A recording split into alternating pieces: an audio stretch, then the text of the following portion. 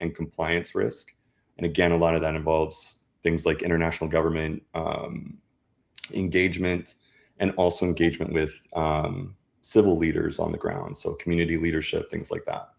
And a lot of my work revolves around complex areas.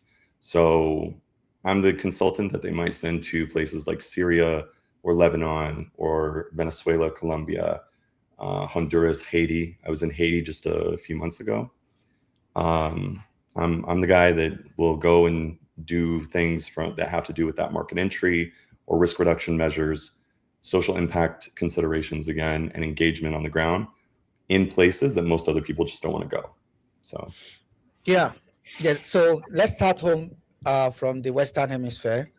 You spoke about your also involvement in Haiti and how you do consultancy and so on and so forth. mhm. What is really going on in the Americas? What is going on in the Western Hemisphere? This competition, if you can call it that, between the US and Canada. What is really going on? The Canadian Prime Minister recently was in China, and the reports came out is that he did a deal. He did some deals with the Chinese for EV cars and a host of other products that will be coming in from China at low cost to Canada, and the big brother America is not happy with that.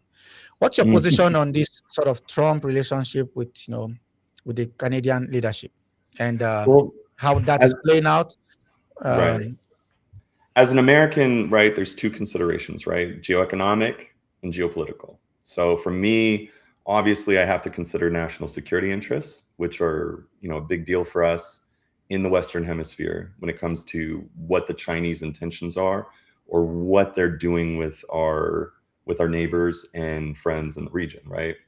So there's that perspective. There's also the perspective for me, the realization and understanding that from a pragmatic perspective, when I'm talking to like a former ambassador from Chile that I've known for a long time, he'll say, hey, we welcome all kinds of investment. If it's good for us, we welcome that, whether it comes from the Chinese, the United States, etc. Now, one of the things that a lot of people realize is that you have to have people that know how to manage those relationships in Latin America with the Chinese.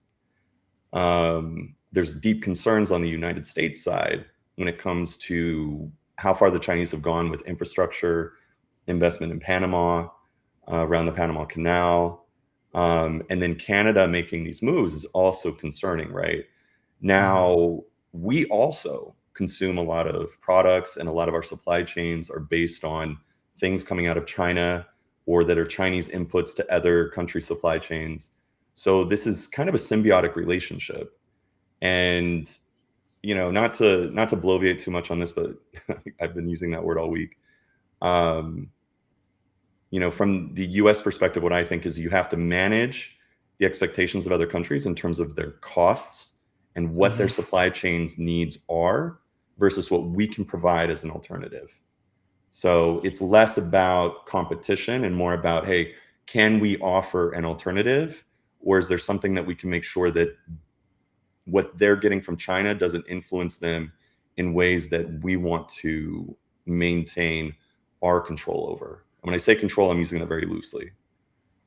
yeah, I see where you're coming from, but don't you see also from the perspective of countries like Canada and Mexico, they'll say, hang on a second, your biggest trading partner is China.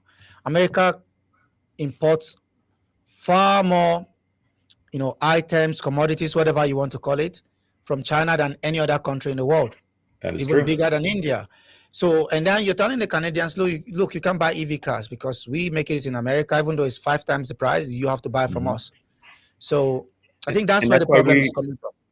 well, and I agree with you. Like, that's the thing. A lot of our supply chains go back to China. It's a symbiotic relationship in many ways when we're talking about production, productivity, input, supply chains, et cetera. There's very few supply chains in the United States that aren't at least touched by China somehow, right? Not to mention China is a consumer of some of our products, and many of our trade and supply chains through other countries go back to China as well. If China wasn't a purchaser of certain commodities out there, a lot of what we sell to other countries in terms of technology, whether it's in the agriculture space or whatever, there wouldn't be a market for it. So for me, it's like, okay, as an American, It's less about us putting pressure on Canada and more about us offering Canada the right alternative, whether it's from us or from people we're more allied with, right? Or aligned with, like India. So one of the discussions I had many years ago when it came to countering the balance of the geoeconomic power of China in the region, it was, why don't we incentivize India, which could probably also produce both material and services and compete with China in the region, right? They don't have government policy that drives that. So, you know, Chinese involvement in the region outpaces, or at least it did outpace, India by a factor of at least 10, right? And this was 5 or 6, 10 years ago. So if we wanted to incentivize someone else who could provide a good deal to Canada that we're aligned with, right? And or that we also have more involvement with in their supply chains, we could make deals between them and India, for instance. We could incentivize that. And that's just one example. And that's kind of just off the cuff. I'm not going to pretend like I have the entire structure of that out there, but I believe in creating incentives rather, you know, rather than constantly making it sort of like this backlash. Yeah, so I mean, it's good you have those ideas out, but doesn't that go against your whole idea of free markets, you know, the liberal economic and trade policies and so on and so forth? Because if you're saying, oh, the government have to heavily intervene to force Google, for instance, or Amazon, or I think the biggest one is Apple. Oh, you can't do it in China where it's far more efficient, when it's cost effective, where they can manufacture at a very, you know, fast pace and so constantly supply to the market without any issues. Instead, can you send it to a new testing ground in India where they can help us put these things together? That might not really work. So that's the problem. So the people that own these companies, they're also looking out for themselves. Yes. And they trust the Chinese system to make things happen. But you are saying, why don't you send it to India or Vietnam? Well, and that's what I'm saying. Like, I'm not saying that people don't have a right to go with what works for them in terms of supply chain, price, et cetera, right? We do have to be more competitive when it comes to price, right? However, when I look at the free market system, I'm thinking also, as countries, we also compete with each other for these positions. I don't think that's outside the realm of the free market. I'm not a libertarian, so it's not, I don't think we should just go to like complete libertarian anarchy in the world. That's a totally different concept. But you know, if it's not something, like I said, if it's not something that we can supply competitively, then I do think we should incentivize our other allies to be able to supply that competitively, right? Absolutely. You know, and I think that's fine. And again, India is one of those options. It also doesn't mean that we can't work with China on certain things. You know, we could say, hey, you know what, China, how about you supply just these components for whatever it is that Canada needs, and we'll back off the pressure here because we're going to supply this other piece to whatever it is. And I'm speaking on this very vaguely, but I mean, that's just how this thinking goes. Yeah. I think the whole relationship we really do have to recognize it's not just our national security at interest. We do have to be more competitive, you know? Yeah, absolutely. But that is not happening. And your system needs some structural changes, in my opinion. But let's go to Venezuela, which is, we saw, I think about 2 weeks ago or there, about the U.S. president announced that the president of Venezuela and his wife have been captured and extracted from the country to face criminal trial in New York. So this is an elected president of a sovereign country. Was he elected? Yeah, he was elected. I mean, you can dispute the outcome and say, oh, the election was not free and fair. And some will say, maybe you can look at what happened in Florida in 2000 with the, or 2004 or whatever, with the second Bush election or thereabout. So again, you might not really like the process, but a lot of people are saying, hang on a second, the US have gone into Venezuela and kidnapped the president on the false pretense that, you know, this is a narco war against Venezuela. Right. So I want your take on that, and how, and find the nexus between that and how that corresponds with international law, basically. So I'm not going to speak too much on international law, right? Because that gets into the nuance of what is it, how do you enforce it, different things, right? Let me come at it from the perspective of what thresholds we have for taking action, right? So the first one is, in our hemisphere, our national security is a primary concern, right? And then the security of our different partners in the region, right, and all of our neighbors is also a primary concern. So if we go back 26 years, and let me try and paint this out as quickly as I can. There were different things that happened over the course of 26 years, almost completely without any of our involvement, right? Where it's like, how we have to ask ourselves, okay, how long do we sit on our hands before we actually take some kind of action? And how much action should we take for the biggest impact, positive impact, right? The change, because mostly you want change in behavior. You don't necessarily want regime change. You want change in behavior. You want change in alignment, right? Mm-hmm. So keeping those things in mind, you got to remember, after Chavez took over the government, okay, the Cuban apparatus moved in and took over intelligence services and immediately turned that intelligence inward to where they were working with the Venezuelans and also training the Venezuelans on how to operate counterintelligence against their own people. Okay, so it's sort of this neo-imperialism of Cuba going back 26 years. Okay, that's number one. Now you move on through time, and completely out of our hands, right? We're not touching this. China and Russia go in and make some deals that are really questionable, that don't necessarily help Venezuela. Their infrastructure slowly starts to crumble. By 2013, when the price of oil drops, which was the only thing upholding the economy, because whether you go back to the 90s, 80s, and 70s in Venezuela, or whether you fast forward through the 2000s, the biggest issue was that Venezuelans only export was oil. It's 95% oil economy, oil exports. They didn't really diversify. So that was a problem both for prior to Chavez and a problem after. So then you fast forward 2013, Chavez is gone, price of oil plummets, they owe a lot of money to China, I think currently $60 billion in debt to them. Their infrastructure is crumbling, all of their talent is leaving. And by 2013, not only have the previous professional class left, now you have everybody else flooding out of the country. So now you have a refugee crisis that has been ongoing for 13 years across pretty much every nation in the Western Hemisphere, the US included. And when you have anyone from South America running to Peru as refugees, that's a sign that you got something wrong going on. Colombia has absorbed millions of...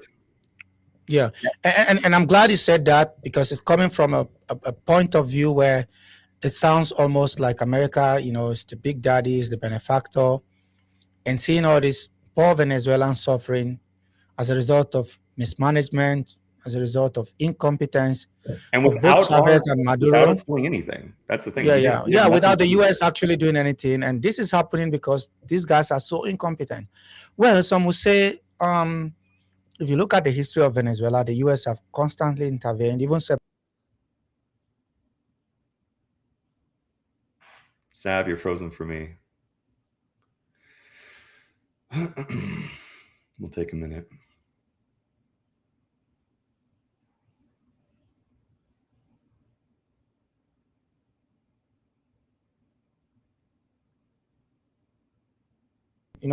After independence. Hey, Sav, you've been frozen. And it looks like you're frozen on both the live and YouTube.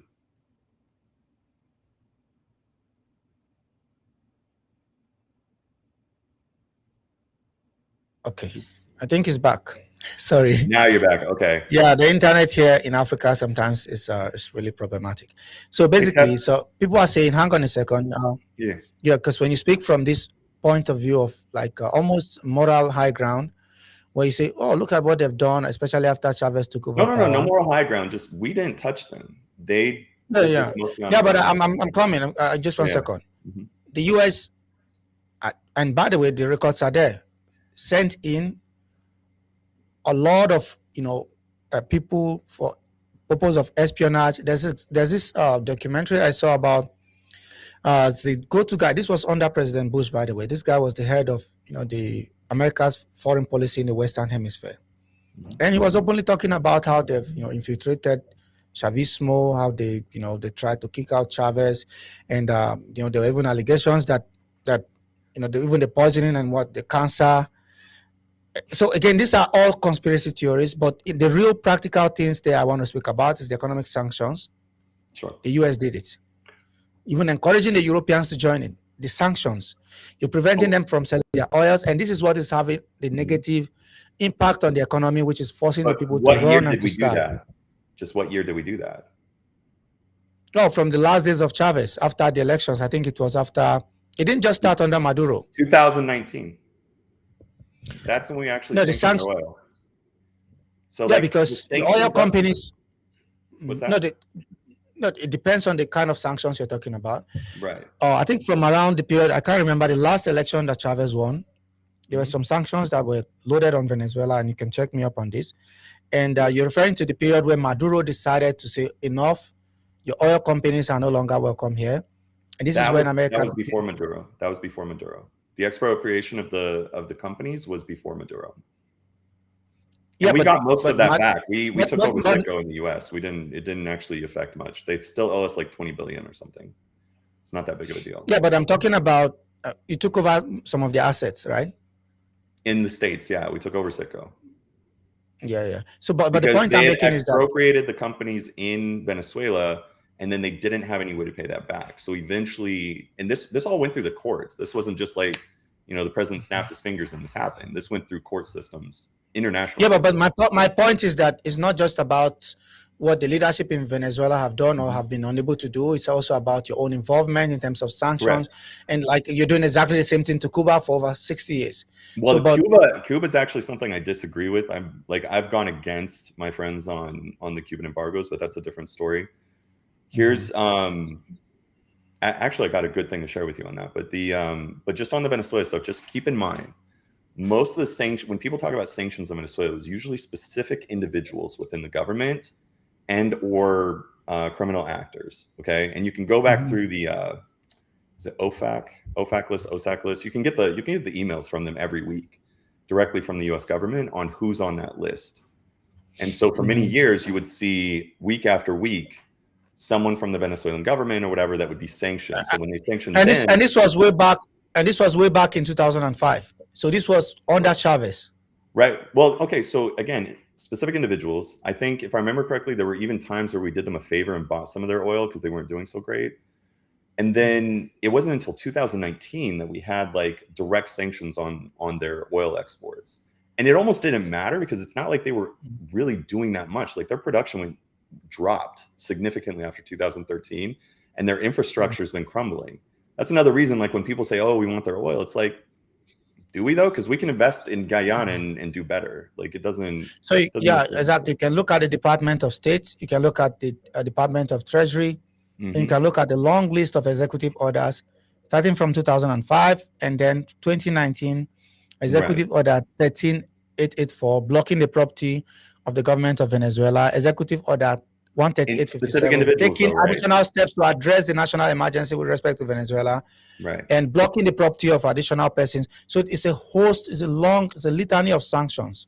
A litany of sanctions against specific individuals, though. Like a lot of these people had property. It's not just about individuals. I'm talking about their oil production. I'm talking about oil sales to the international market. And when Trump came in, so like production equipment, stuff like that, right? No, but when Trump came in, what did Trump do? He started imposing sanctions on third parties, other countries buying oil from Venezuela, threatening military action to the point where some of those tankers that were on the coast of Venezuela had to run away because he said he was coming to bomb them.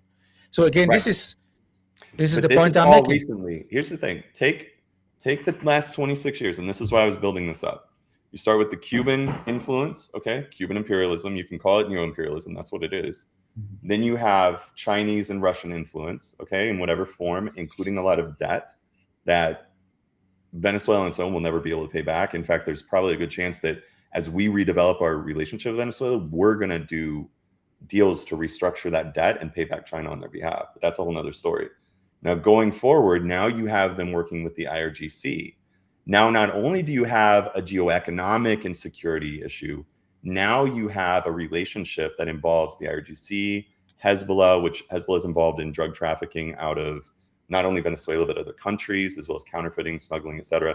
So now it becomes a much broader security concern, national security concern, not just a geoeconomic concern, not just geopolitical games. Now you have drones being manufactured inside of Venezuela, and you can look up the company and the guy that owns it, all this other stuff. And so now we have this much higher threshold. It's like, at what threshold do we need to take action, right? So then obviously these steps were taken to mitigate at least some of the concerns around international law and the War Powers Act, okay? And whether people agree with them or not is not what I'm here to state. I'm going to say that, yes, we started a blockade, right? We had our sanctions. Those sanctions were being skirted. We went ahead and designated, and rightly so, these narco-trafficking organizations they were connected to as foreign terrorist organizations. So now you can leverage military power in a limited way to go in and take and either snatch up or take care of some of these ongoing transnational criminal organizations or the head of those organizations. And Maduro has an indictment going back to 2020. So now you have his organizations that he's connected to as FTOs. You also have an election that he blatantly stole from other people. Now, people can try and disagree with that, but the thing is, the entire international community, except for Russia and China and Iran, and neutral observers on the ground, all disputed his election results. When you say the international community, when you say the international community, are you referring to America and their Western European allies and Canada? I mean, Mexico is not jumping. Mexico is not jumping from the top of the building. Colombia is not doing that. Brazil is not doing that. The rest of the free world is not doing that. In fact, the rest of the free world are those that are diametrically opposed to the position of the West. So when you're talking about international law, what aspect of international law gives you the right to kidnap a president and his wife? Hold on. I'm getting there. Again, what I'm saying is I'm painting the picture so that people understand the nuance of this, whether they agree or disagree with the legalities, right? So many countries, and I'm not referring just to the West. I would have to go back through the list of countries in Latin America that have also spoken out against Maduro, and many of them have done that since his first election. They've also spoken out against the fact that they made an extra judicial body from 2017 to 2020 that changed the way that they can monitor and post election results. It's called I can't remember the name. Anyway, so it changed the entire structure. Yes, so this is yes. So you're saying that they don't have a perfect system. They don't have a system that you believe is truly functional. They have a system that's just simply not recognized, and Maduro's election was not broadly recognized except for specific actors. Now, and I'm just painting this picture. People can I'm trying to understand this between the system of Venezuela and that of North Korea. Which one is better? Which one is better? Yeah, North Korea. Oh, North Korea is awful. Like it's not even in the same ballpark. Yeah, but I don't see the U.S. going to kidnap the leader of that country. Oh, I'm sure we'll get to it one of these days. But here's the thing: Venezuela is right. All right. What about the system in Saudi Arabia? Is it better than that of Venezuela? Again, geopolitics. So it's not really about right or wrong. It's about interest. Well, it can be, yeah, of course, and that's what geopolitics is, right? There is an ethical and moral. There's an ethical and moral aspect to it. But as you and I both know, the ethical and moral aspect is an argument you make to appeal to your base of support to seek the political oxygen you need to carry out these actions. It's not as if it's all about morality, and morality in this case is not even important. It's the argument you make. For instance, I tell you one: Iran is barbaric, is brutal, it's uncivilized. It belongs in the dark ages because of the leadership, and women are forced to cover their hair. Yes. So you sell the story to the American people so that you can have enough support to go and do the bidding of ExxonMobil and Chevron. Hold on. By the way, and I'll leave this little anecdote out there. The will of the oil companies has almost nothing to do with this other than regaining debt. And also, because a lot of people will say this about like Iraq. Oh, we went to Iraq and we stole their oil. We didn't, though. Their oil ministry continued to function and they made deals with whoever they want. One of my trips to that they did. One of my trips to the oil ministry there were Iranians in a room. Can the Iraqis trade their oil in yuan? Can the Iraqis trade their oil or in alternative currencies? The problem is that people think America is going to steal oil so they can use it for their industries. No, America wants to control what happens in that sector of the world, which is the most important. So if you want to compete with China, for instance, what do? You don't let the Chinese buy cheap oil from Venezuela. Some of the commodities that are going their direction. Yeah, of course. Yeah. You make sure you are in control of how China can get oil, the pricing, and in what method they can get the transaction, so that if push comes to shove, you can deny them and Right. force them to starve. So this is no, what not is starve, happening. not starve, not starve. Because push comes to shove, what do wars run on? Wars run on logistics. They run on fuel. They run on food. They run on how well you can arm and how well you can continue sustainment of your troops, right? So that's one of the reasons the U.S. is the best, because like we've, whether people like it or not, right? Since World War II, we realized everything is about your production capability, your logistics, your sustainment, how well you can feed your soldiers, along with arms and ammunition and training, right? So like training is second to none in the rest of the world, right? And the thing is, yeah, if we had to get into a China right now, we might have enough control over oil exports around the world to cut that off so that we can get a conflict over with faster. Now, hopefully we never get to that point. That's not the point, but let's focus on Venezuela for 1 second, right?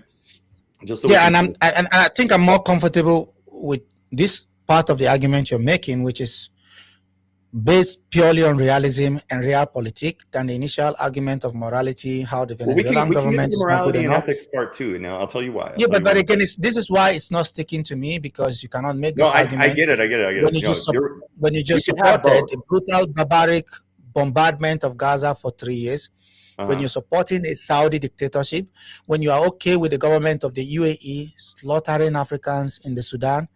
So again, this is where it I got doesn't you. really add up to me. But let me finish the thing on Venezuela. I'll do it really quick, and I'll give you the moral, ethical piece, because this also goes over into Iran and Kurdistan, for instance, and then and along with the realpolitik. So from the realpolitik perspective, it's like, yes, this is our backyard. It's within our national security interests. Venezuela, Monroe Doctrine. right? Monroe Doctrine, Donroe Doctrine, whatever you want to call it, right? It is within our interest to make sure that our neighbors can't fire missiles at us. It was the same thing with the Cuban Missile Crisis, right? We did not want to have nuclear arms in our backyard, right? And people can be like, oh, well, what right? Well, at that point, it doesn't matter. I'm going to be against having anyone having nukes in our backyard. That's a whole nother matter. So go to Venezuela, right? And now you have them doing what they're doing with the IRGC. The IRGC is skirting sanctions as well. China's getting oil. So we have multiple competitors in the world, if not enemies. We don't even have to call them enemies. We can call them competitors, right? And they are potentially becoming a worse and worse and worse security threat in ways beyond what they've already been. So the designation as an FTO, right? The blockade, all of this was a buildup, plus the indictment against Maduro, plus the fact that on scale, we'll just say on scale, he was not recognized as the elected official. It was like, okay, we have everything we need, ostensibly, to go in, and assuming we don't just destroy everything, we go in quick and fast, we pull them out, okay? Most of the deaths are Cubans who are part of the repression system within Venezuela, so nobody's really upset about that. And then here's the biggest part, and here's where the morality piece comes in. You have a ongoing refugee crisis for 26 years, but especially in the last 13 years. And you have this incredible outcry from Venezuelans that are forced into diaspora, and an incredible outcry inside of Venezuela that asks for and supports what we have done in order to get Maduro out of the way and get Delcy Rodriguez, who is really the power behind the power. I mean, let's be real. If we really wanted to remove the entire regime, we would have taken her with it, right? So Delcy Rodriguez is now changing behavior, and she can launch all the anti-American rhetoric she wants, but in the end, she's like, we're going to work with you. Okay, great. Now this benefits Venezuelans in multiple ways. It is going to be a boost to the Venezuelan economy if everything goes well and we keep moving forward. The investment that can come from both us and our allies is significantly better than Russia or China. That can get a lot of Venezuelans from the oil sector who left to go back and become part of that industry again, right? Venezuelans, you mean Americans? You mean Americans? No, Venezuelans who left. Dude, the Venezuelan oil industry not only had crumbling infrastructure, all of their people left. The people in the top of the organization, all the way down to the workers. A lot of them work in Canada now. ExxonMobil, Chevron. Or they work wherever they can, where their skill sets can actually get paid.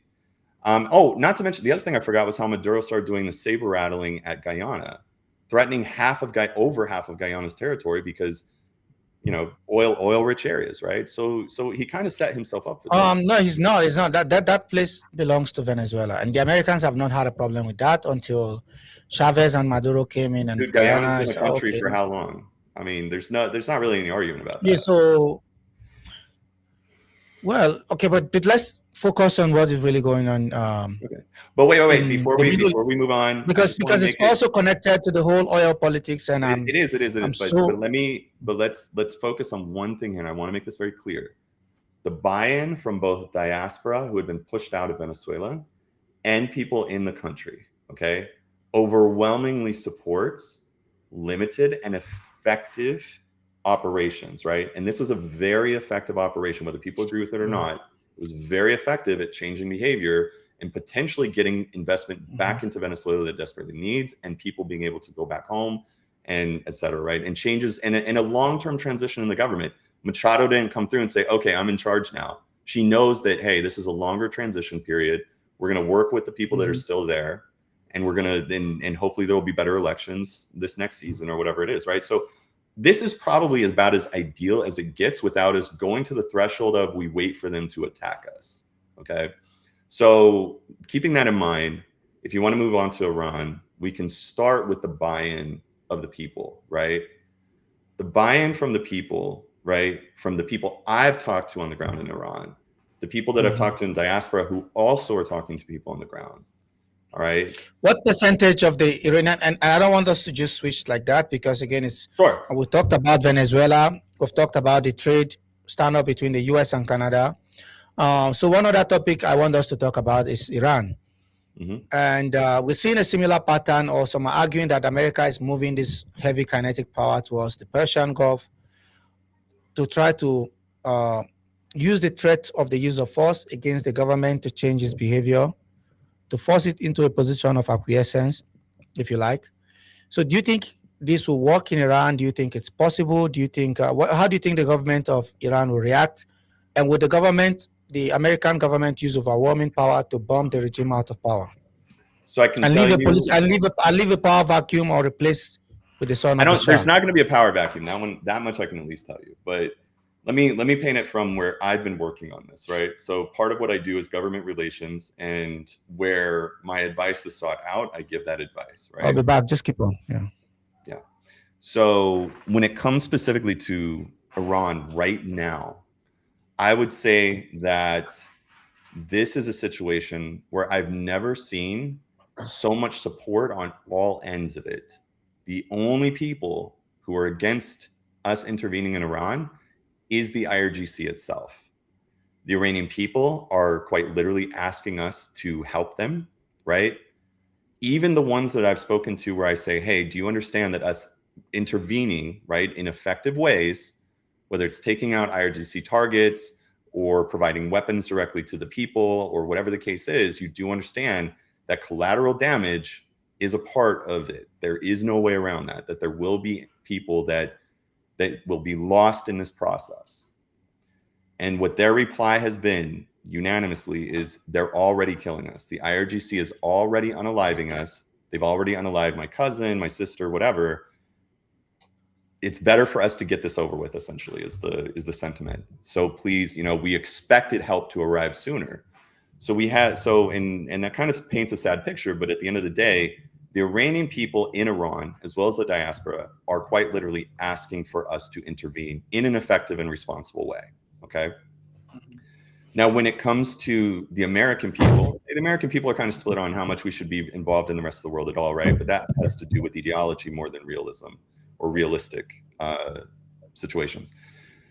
But what I have found is in our government, okay, and this is very rare for this much support for a president, right? At least behind closed doors, since they're not really saying it out in the open on like Twitter or anything, the support for getting this done effectively and quickly and responsibly, as quickly as possible, to make this change and force this transition of power, okay? And get them to stop killing their own people that are asking for our help. The support within the US government is bipartisan at this point. Every office that I engage with has told me the same thing, that they support effective and responsible intervention as quickly as possible. And some people are questioning. So hey, what would that What would that So what look is that? like? Support for the Kurds, support for thousands of dissidents in America and Canada and in Israel, to bring back the son of the Shah, who looks very frail. And So in would it social be media, would it go be ahead. to use power to bomb the regime out of power in Tehran? But if you do that, what are the guarantees that this can come off good, like it did in Venezuela, so to speak? Mm-hmm.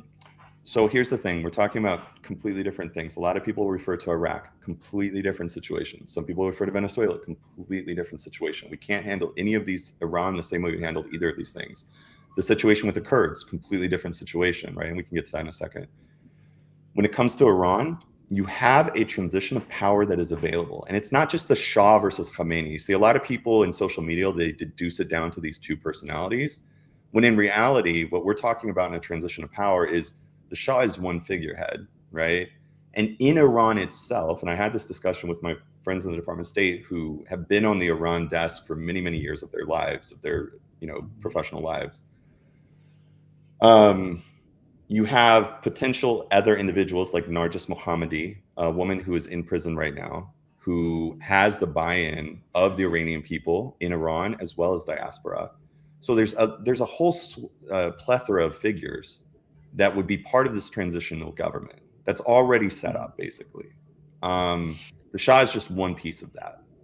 And the other thing too is and I've told this to some of my Iranian friends, one thing that they're going to have to accept is that I would never be able to know who it is. Obviously, intelligence agents in very high levels of the government would know this, but there are obviously going to be members of the IRGC government that are ready to turn on the government and be a part of that transition. And some people are going to have to accept the fact that these guys were kind of, playing both sides or hiding in the corner, not really saying anything until they have the opportunity when we clear the pathway for them by taking out some of the officers, the IRGC assets themselves or whatever. Until that pathway is cleared, those individuals can't necessarily come out of the shadows. Some of them kind of sort of have, but people can take their best guess which those individuals be. So they would also, some of those individuals would still be a part of the government in transition. The Iranian people, from what I've seen also, despite, varying degrees of, varying ethnicities and groups and interests and stuff, for the most part seem to have a cohesiveness that you won't necessarily find in other parts of the Middle East. Iraq was a powder keg. The second that the Saddam leash came off and the Ba'athist leash came off and the army's leash came off, it descended into sectarian violence. Shia versus Sunni, multiple different Sunni groups, different jihadist groups, et cetera, right? Iran doesn't necessarily have that kind of makeup. You have a couple of groups that may feel a little bit separate, like the Kurds or the Balochis, but even a lot of Kurdish Iranians that I've talked to, like, they're interested in remaining a part of Iran, while also, as long as, parliament is in place that has their representation and interests at heart, things like that. So it's not going to descend into mad chaos, right? And what we can do, right, on our end is empower the people. And what that means is we can empower them through direct transfer of arms, whatever that means, airdrops, funneling, whatever, right? So that they have a fighting chance when they're facing off with the IRGC themselves. We can take out IRGC assets outside of the city or highly targeted strikes inside of urban areas that take out key members. These are things that we can do without ever putting boots on the ground. A handful of special operations here and there. But I think we learned our lessons about sending in the entire American juggernaut, so to speak, into countries unless it is on a humanitarian basis. Because that's another part of this, is once that regime change happens, there is going to be a potential humanitarian crisis in terms of water, food, et cetera. So the other reason for so many American military assets to be there isn't just to conduct strikes, right? It's an overwhelming show of force to try and get the regime to leave on its own, right? And if it doesn't, we'll remove them, right? Or we'll help the people remove them. But the other thing about the American military, a lot of people don't understand, I really want people to hear me on this, is it is one of the best logistical organizations that you can have in terms of delivering things like humanitarian aid. We have mandates to work with NGOs on the ground, mandates to work with local communities, mandates to move all kinds of food, fuel supplies, engineering teams that can rebuild infrastructure, things like that. So all of that force there is not just a combat force. It's also in the aftermath a force that can also provide for some not all, some of the immediate needs of the Iranian people on the ground, because they're already in the middle of a water crisis. They're already in the middle of some economic crises that are pretty bad. And to keep them moving forward, right, as things get better through that transition, that's another reason to have those military assets there along with our partners to help provide that aid. And I really want people to understand that. Part of my military background involves intelligence, special operations, and civil affairs. Okay? So I want to hear your assessment on the possible outbreak, not just of civil war in Iran, if things go south, but also the impact on the region as a whole. America have a lot of assets in the area.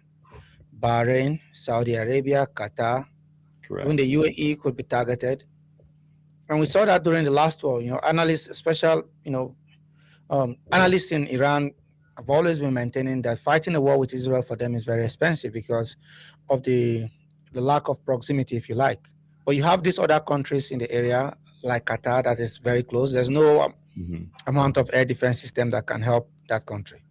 The same thing with Saudi Arabia. Correct. The same thing applied to. So if you have all these almost semi-autonomous commanders in the mountains of Iran that can actually launch some of these missiles to target your assets in the region, don't you see a bigger problem in the region by you starting up another war? I think that people give Iran a little too much credit, because here's the thing. Depending on how quickly we control their airspace, there's not very many of those missiles that are likely to be able to launch. And that's one of the reasons I think that we haven't stepped in and helped right away, because there's a lot of Iranians that are questioning, how did we let this happen instead of being there for them, right, quickly. And part of the answer to that may be that we've moved all these assets into place to mitigate the concerns of our other partners in the region. Now, Qatar is a weird little ally, right? Like we can get into that another time. But once we have control of that airspace, which would be within hours, right, being able to take out a lot of those missile batteries on the ground, drone forces, et cetera, is pretty quick, because we'll have those eyes on. We already have eyes on probably most of those assets. So I think that the impact from them doing these launches is going to be relatively limited, okay? There is some concern that they could weaponize what little bit of uranium they've been able to enrich to a certain point, and they could throw it inside a ballistic missile. And if just that one ballistic missile happens to get through, that's pretty impactful. But that's also one of the reasons that we're there. It's either we stop this now, right, or we deal with it 5 years from now. And our allies in the region, including Israel, Qatar, Saudi Arabia, UAE, get to deal with it 5 years from now when it's much worse. So this is one of those things where it's kind of a now or never. You have the buy-in of the people are rising up. You have all these assets available, okay? We have the capabilities. Israel as our partner has the capabilities to do a substantial effort in this. Saudi Arabia, Qatar, and UAE and this is anecdotal, it doesn't matter if you quote me on this or not, but people within the Saudi regime, the Qataris, the UAE, both by country and inside their government, they're kind of split on this. There is lobbying pushback that a lot of people don't know about here in DC from those GCC countries, but also those GCC countries behind the scene, in many of them or their advisors or whatever. But they're against an intervention. Most of them are actually against. Particularly the Saudis are seeing the shifting balance in the region, with countries like the UAE now firmly doing the bidding of Israel and America, even more than the Saudis in terms of on the ground in Yemen, Somaliland, in Libya. The UAE have more mercenaries now in Africa than any other country. And so the Saudis are worried that, hang on a second, if Iran is now this uniting force for everybody, and we say, oh, we're buying weapons from America because of the threat of Iran, because this is the rallying call. This is the only thing that is uniting everybody. Right. And now you take out Iran. Iran now becomes an ally of the West. Who's next? So the Saudis are monitoring what is happening very carefully, and most of them are actually trying to prevent it. And so even though you're saying, oh, well, we're going to do this and that, and our allies, these guys are your allies, necessity is the mother of invention. Is that what they say? So these guys...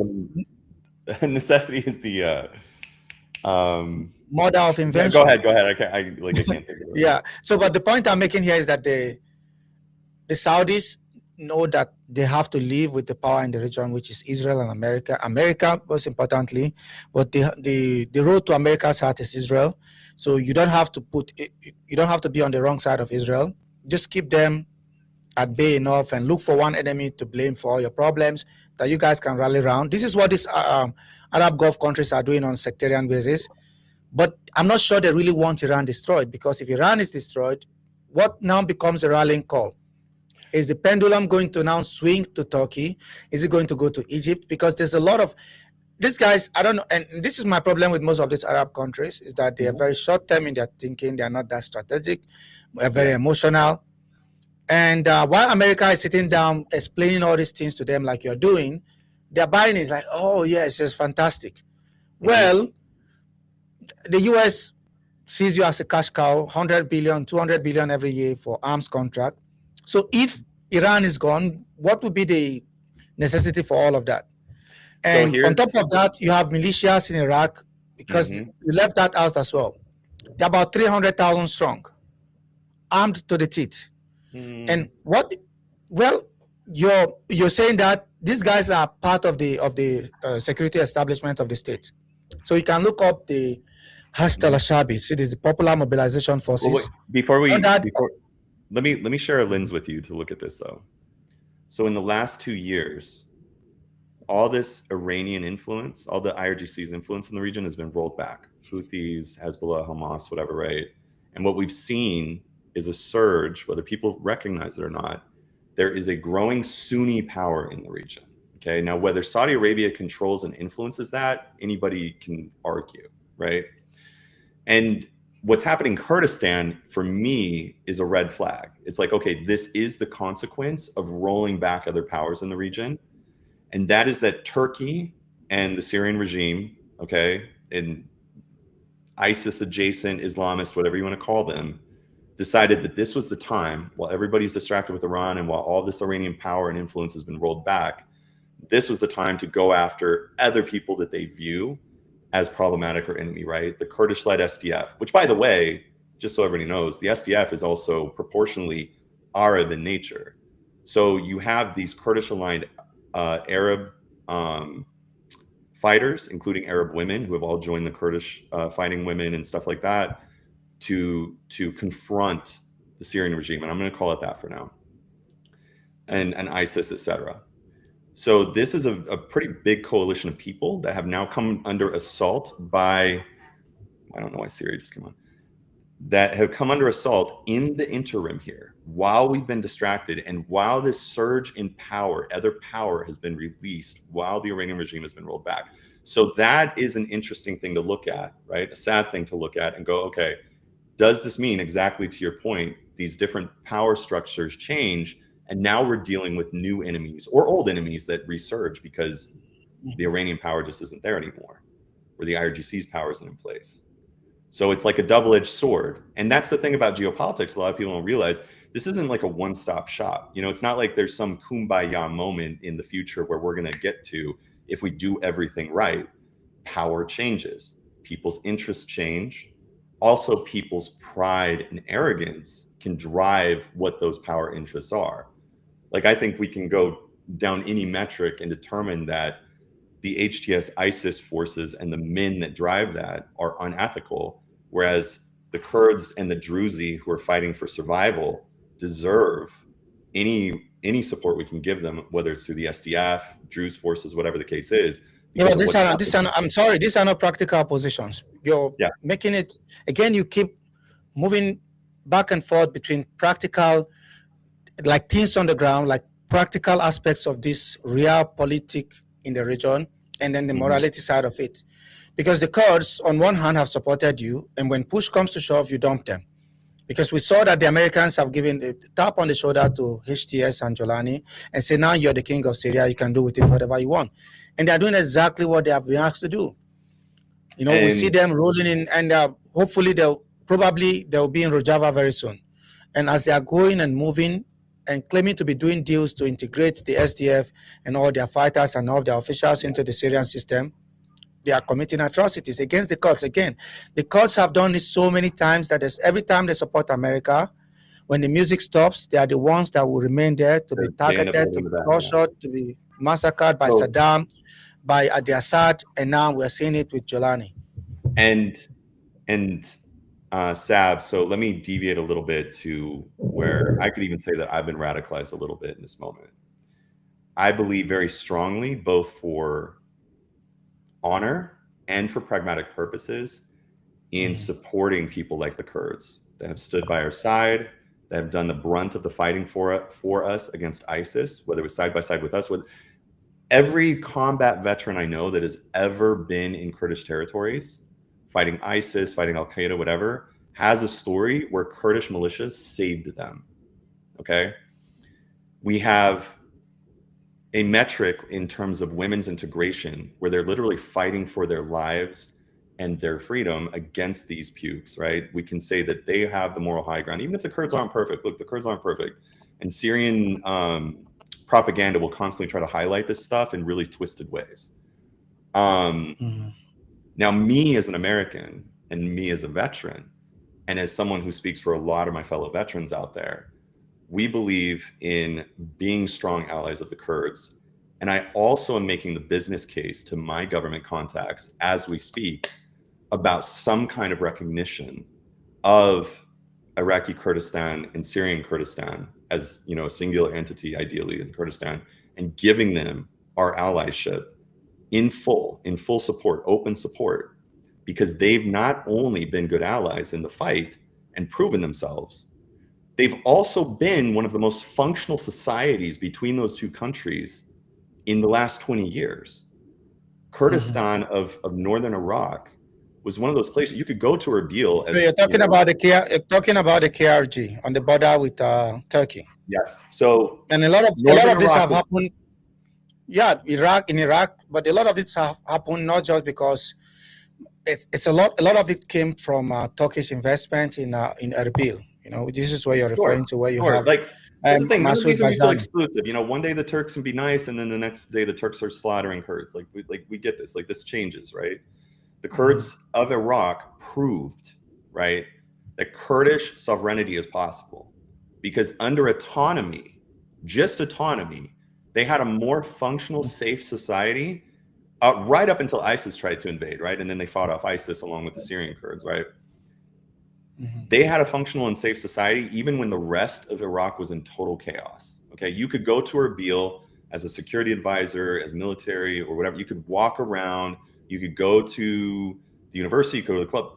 It was safe. If you tried to go outside the green zone in Baghdad, you needed a security escort. There was a chance you would get shot, beheaded, blown up, whatever the case is.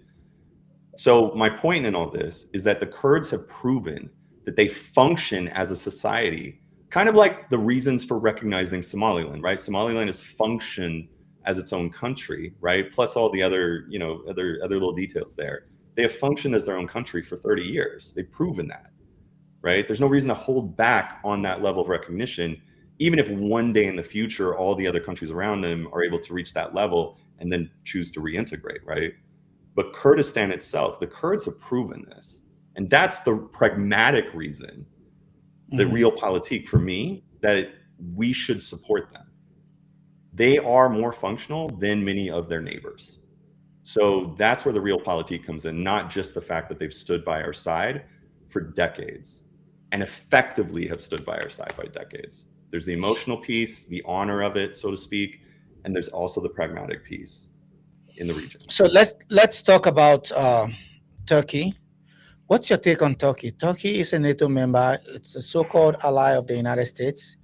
What would you say about the sort of politics they're playing in the region? Their frosty relationship recently with Israel. And the other side, the Arab countries are also saying Turkey is also working with Israel and selling them oil.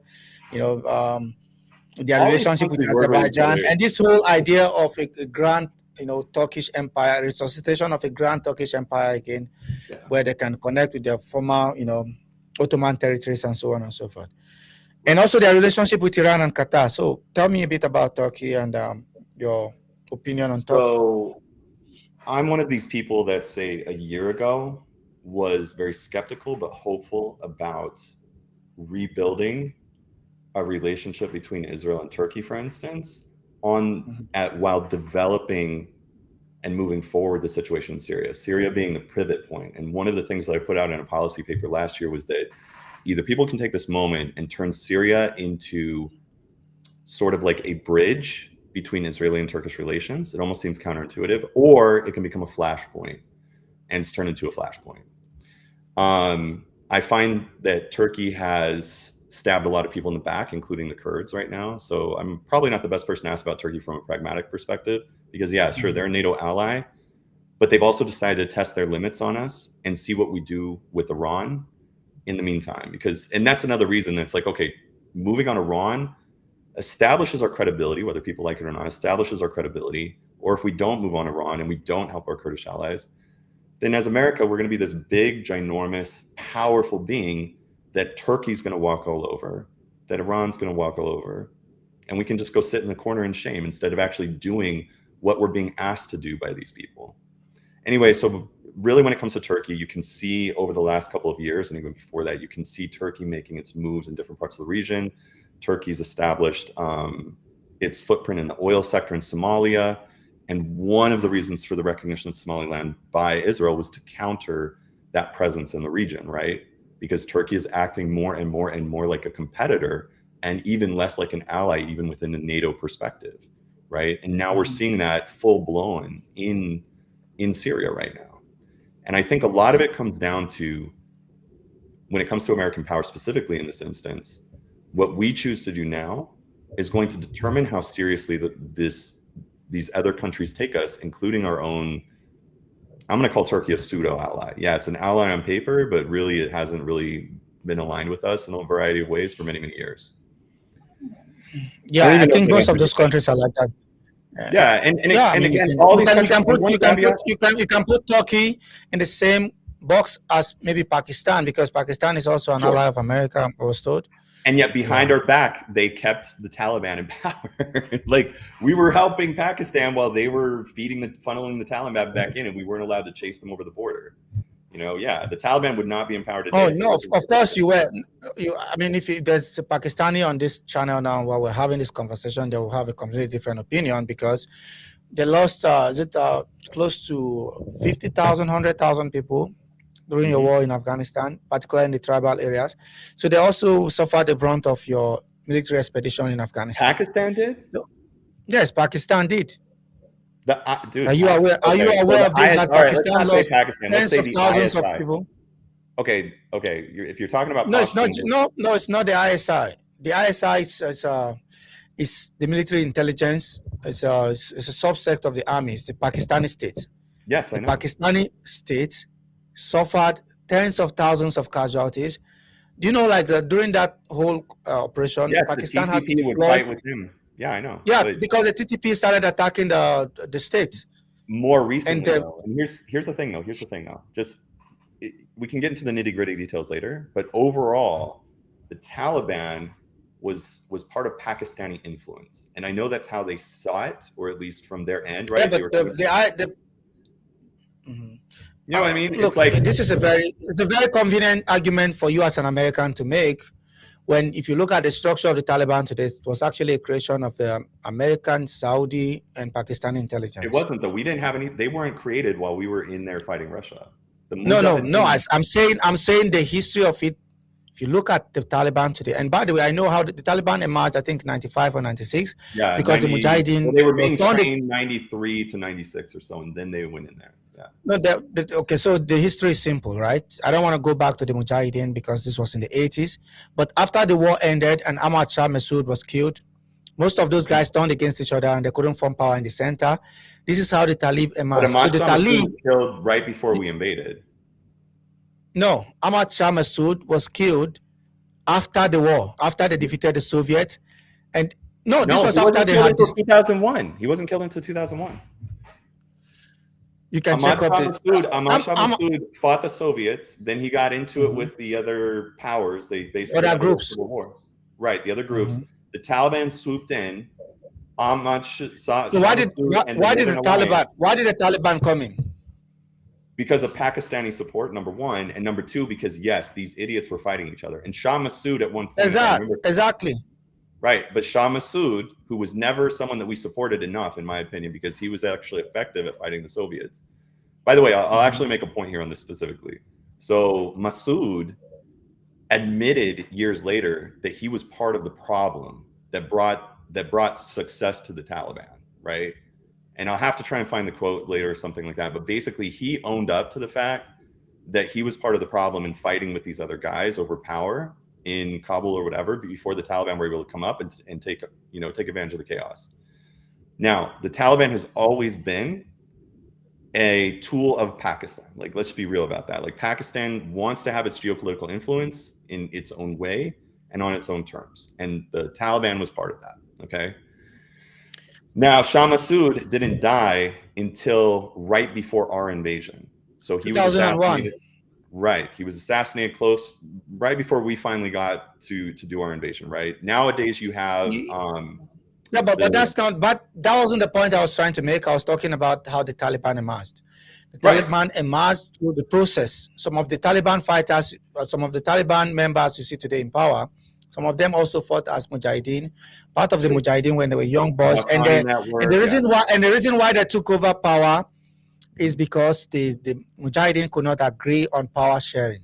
So, and if you look at the Taliban mostly came from the southern part of Afghanistan, mostly from the Pashtun area, from Kandahar, from the power bases in Kandahar, and people like Mullah Muhammad Omar didn't even go to Kabul and sent most of his boys there. So the point I'm making is that, yeah, there is a connection. There's a connection, not just political connection, but connection in terms of ethnicity and the tribe, and you know how this primordial sort of politics work with Afghanistan, with Pakistan. Because if you go to the area of Khyber Pakhtunkhwa, the KPK, majority of the people there are Pashtun. In fact, the second, if I'm sure it should be one of the biggest national groups in Pakistan, the Pashtun. Yes. And somebody even told me that there are more Pashtuns in Pakistan than in Afghanistan. Yes. So when the Americans are at the end of the conflict started supporting the Tajiks and the Uzbeks and the other groups, the Taliban came from a group, the Pashtun, which was the biggest group in Afghanistan. This is how they were able to push their way into power. And speaking of Pakistan again a little bit, because you say, oh, these are the bad guys, these are allies, but really not. In the lead up to the war in 2001, President Bush made a statement and says, either you're with us or you're against us. And he was talking to Pakistan. The Americans were already in conversation with India to use their air base to strike the Taliban. So, and there was even an open threat from the Bush administration through I think Richard Armitage, who was the CIA director at that time.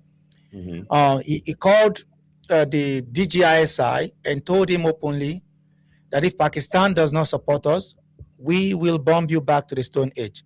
And you can see statements like that being put out there even by the former president, Pervez Musharraf. So again, Pakistan also have their own interests. They have their own geopolitical ambitions. And they have always used Afghanistan, and they've always played this game of keeping that part of Afghanistan a bit volatile so that they can have, in political and military terms, strategic depth against India, because Pakistan is very, very narrow. And there's also the issue with the Baloch problem. So Pakistan is also dealing with, they are in a political minefield. And that whole area is a political minefield. So they have their own interest. So this is... Sav, I don't know if you can hear me. You're frozen. Yeah, you're frozen again.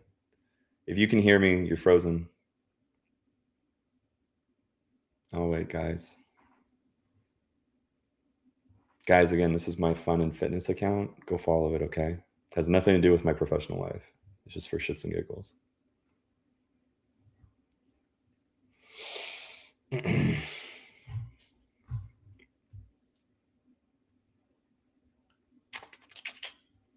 You're frozen, Sav. Hopefully someone's messaging you.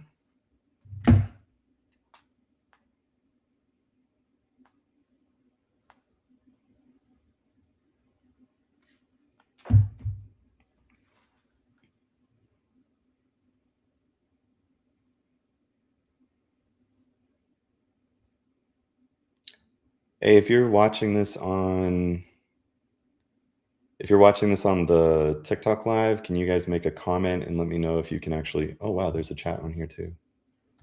Didn't even see that. Let's see. enjoying this discussion. Oh, wow. Okay, cool. Now I see the chat, everybody. Mike gives off the vibe that he votes right wing. I don't vote at all, actually. And my excuse is that I have a voter card in Puerto Rico. So as a resident of a U.S. territory, I can't vote in federal Welcome back. elections. Welcome back. Oh my God. Thanks, man. I was just going through the comments here. Mike gives off the vibe that he votes right wing, and I'm explaining that I don't vote at all because I have my voter ID card in Puerto Rico, which is a U.S. territory. So I have an excuse not to vote in federal elections. Thank God. And as Yeah. as a government relations professional or semi-professional, it's like I have to work with whoever's in that seat. It's the same thing in Colombia, Puerto Rico. It doesn't matter if I like them or not. So Yeah, I'll share this video with you about the Western Hemisphere and the U.S. involvement. It's a whole long list litany of countries. But and as we come to the end of the conversation, yeah, oh the wait, situation Saf, with let me piggyback on exactly what you're saying, and this goes back to what I was saying with the Kurds and everything else too. I'm promoting in government and in space, so I usually give a neutral perspective as possible when I'm advising people in the government or the private sector, et cetera, right? Even NGOs. However, when I have the space to do so, I promote the idea that who we align ourselves with, even within the framework of realpolitik, brings better outcomes if we have standards and we maintain those standards. So some of the people that we allied ourselves with in Afghanistan was actually detrimental to us and our purpose and our mission. And so that's as one example, right? Being wishy-washy as an ally to the Kurds, who have shown, right, at least close ethical standards that we have, as well as being strong allies, right? These are the people that we need to stand by with and not vacillate on that just because we think we need to, right? Or because, oh, it might be better for us to align with these people temporarily that are actually really awful. I think the standards that we hold ourselves to with whom we ally ourselves will change ultimately the outcomes that we've seen. I think if we were better about who we allied ourselves with in Afghanistan, we wouldn't have the Taliban there today. We wouldn't have had the kind of withdrawal that we did. And that's something that I think we need to change even within the framework of realpolitik, that maintaining those standards actually leads to better outcomes.